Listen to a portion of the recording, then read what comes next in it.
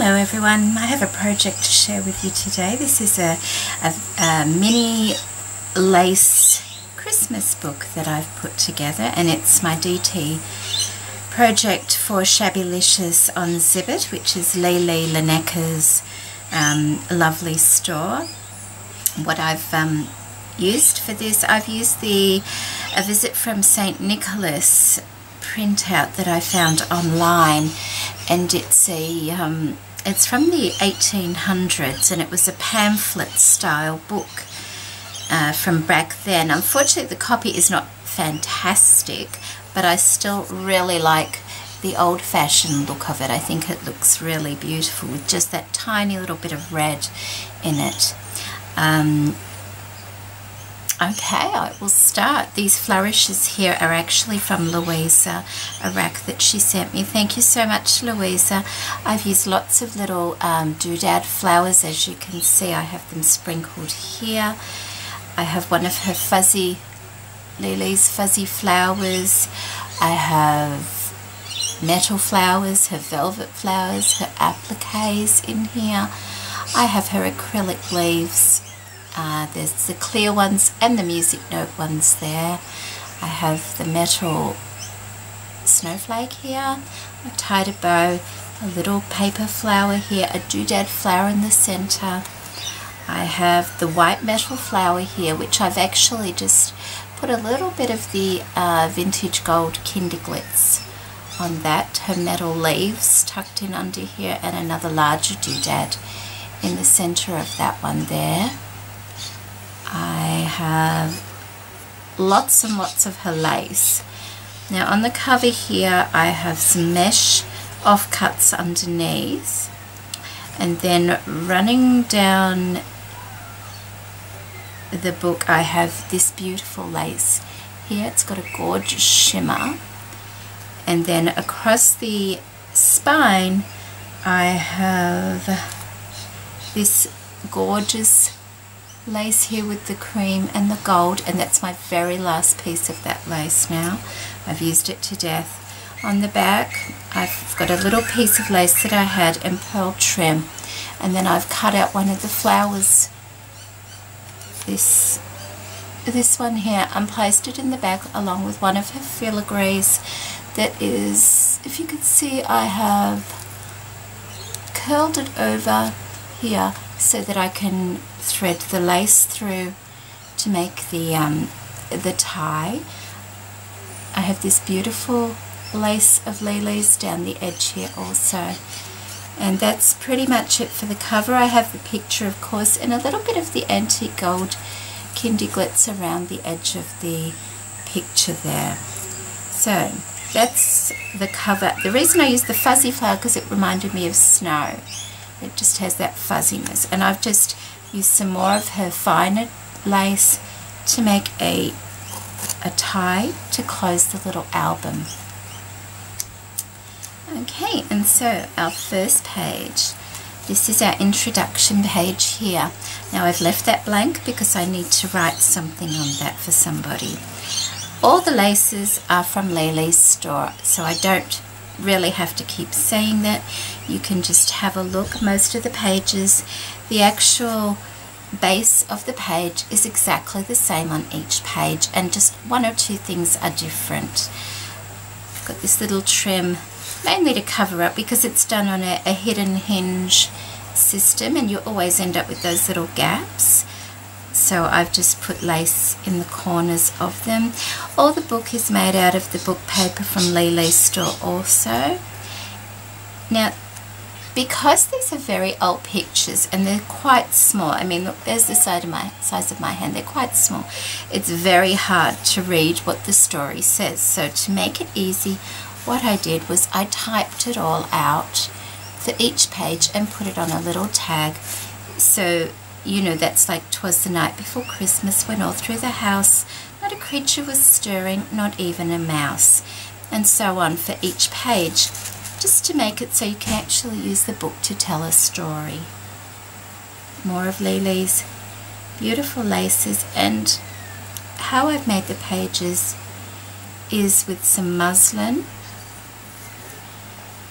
sandwiched between book paper and then lace over the top of that.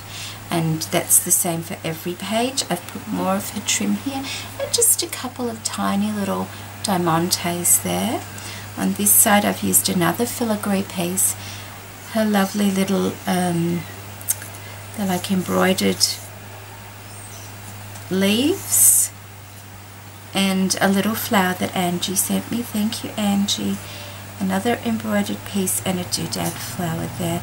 And I've just gone around a little bit rough with some of the antique gold Kindy Glitz there. And I don't even think they sell it as Kindy Glitz anymore. I think it's called something else, but it's one I had a long time ago. And it's not done to be neat, it's like missing spaces. I did that, that's just the way I wanted it. And I've left some threads because all the papers were sewn together first, so I've left some loose threads just to give it a little bit of a haphazard look.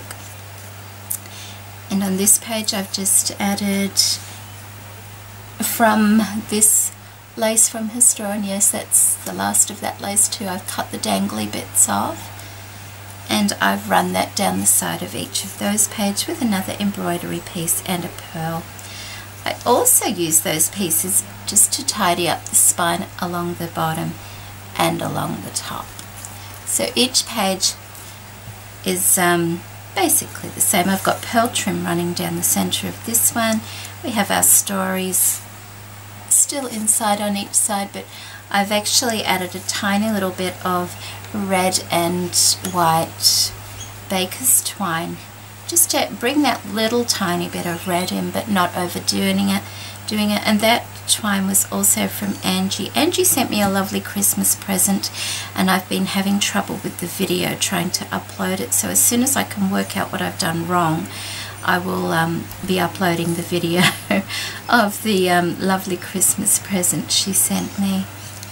And there's the next one, and this is just an offcut once again of this gorgeous lace trim lace that she had in her store, and that's it. I've got that much left because I've been cutting away at it, and it was a really beautiful lace as well.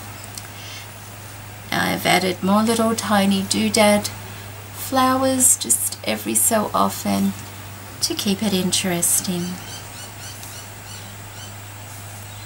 And there we go, that's the next page. Did we miss one? I think we missed a page, yeah.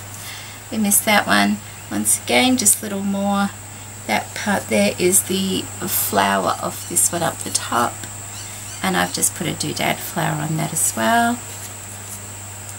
This one here is from this lovely lace. Just cut those off and pop them in the corner with more of her doodad flowers. And the tags are kept the same.